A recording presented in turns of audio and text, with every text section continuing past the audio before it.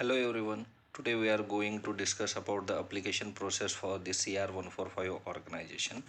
So अगर किसी को CR145 organization का अप्रूवल चाहिए, so for the initial and variation of an approval, you have to apply to the DGCA officer in a form and manner which is established by the DGCA. Means किसी को भी अगर CR145 organisation का initial approval लेना है या फिर approval में कुछ चेंजेस करने या फिर कंटिन्यूएशन चाहिए अप्रूवल का, तो उस केस में डीजीसीए को अप्लाई करना पड़ेगा। डीजीसीए ने जो फॉर्म दिया है, डीजीसीए ने जो प्रोसीजर दी है, उसी प्रोसीजर से आपको डीजीसीए को अप्लाई करना है। सो एप्लीकेशन के साथ साथ आपको क्या करना है, CR145 का पैरावाइज कंप्लायंस रिपोर्ट भी आपको सबमिट करना है अलॉन्ग विद द फॉर्म। जिस फॉर्म पे आप अप्लाई करेंगे उसके साथ साथ CR145, जिसमें कि किसी भी ऑर्गेनाइजेशन को मेंटेनेंस कैरी आउट करना है, उसको अगर अप्रूवल चाहिए डीजीसीए से and that organisation is called as approved maintenance organisation, तो उसका अप्रूवल लेने के लिए to opt the approval of the CR145 organisation, what are the requirements are given by the regulatory authority, that is the DGCA, that all requirements are given in CR145। तो उस CR145 के हर एक para का आपको compliance report बनाना पड़ेगा। इस para के against में आपने क्या कंप्लायंस एक्शन लिए, क्या कंप्लायंस किया है, वो कंप्लायंस रिपोर्ट आपको, जो फॉर्म आप डीजीसीए को सबमिट करेंगे फॉर द इनिशियल और कंटिन्यूएशन और चेंजेस ऑफ द अप्रूवल के लिए, उस फॉर्म के साथ में आपको ये भी सबमिट करना है in a form and in a manner.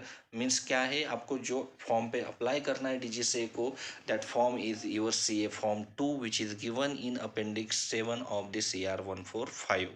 तो जिस फॉर्म पे आपको अप्लाई करना है वो फॉर्म नंबर है CA form 2। This is the form number और form applicable for the application for the initial issuance or changes or continuation or renewal of the CR145 organization, and this form is given in appendix 7. So if you want to opt the you want to apply for the CR145 maintenance organization, then you have to apply on the CA form 2 along with the para wise 145 compliance report. Okay, after that there is one another form. That form is your CA form 6, that is the approval recommendation report, which is given in appendix 6, and this form shall be used for the grant changes or continuation to a maintenance organization approval. This form name is approval recommendation report. This form is filled and signed by the officers who are recommending your organization for the approval to the office. Okay, so say form 6 is your approval recommendation report. Okay, after that, terms of approval. So organization shall specify the scope of work deemed to constitute approval in its exposition, that is appendix to this CR contains a table of all classes and rating. So organization shall specify the scope of work. What is the scope of work of CR145 organization? So आपका जो भी scope of work रहेगा, for example whether your organisation is approved to carry out the line maintenance और base maintenance, whether your organisation is carrying out the maintenance of the aircraft which comes under A1, A2, A3 or A4. So you have to specify these things, or whether your organization is approved to carry out the maintenance of the engines comes under the B1, B2 or B3, or whether your organization is approved to carry out the maintenance of the components, so component maintenance. So all this scope of work should be specified in the exposition, which exposition is applicable for the CR145 organization. So the maintenance organization exposition is the policy document or procedure document of CR145 organization. In this exposition, the organization shall specify the scope of work.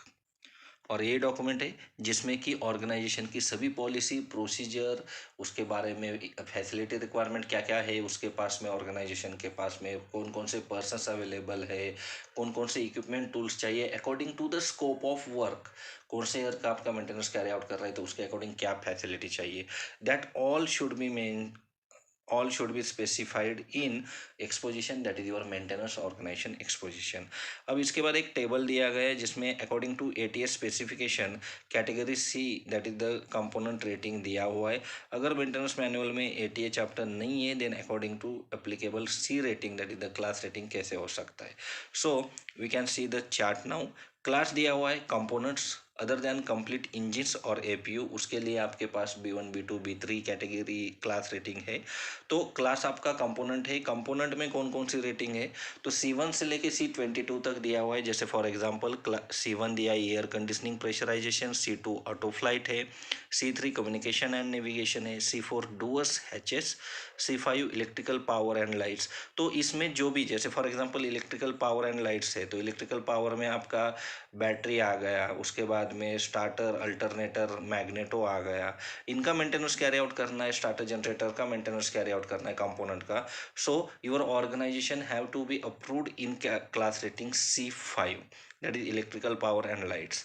Okay, after that C6 is the equipment, C7 is the engine APU, C8 is a flight control, C9 is fuel airframe, C10 helicopter, C11 also helicopters but rotors and trans, C12 hydraulic power.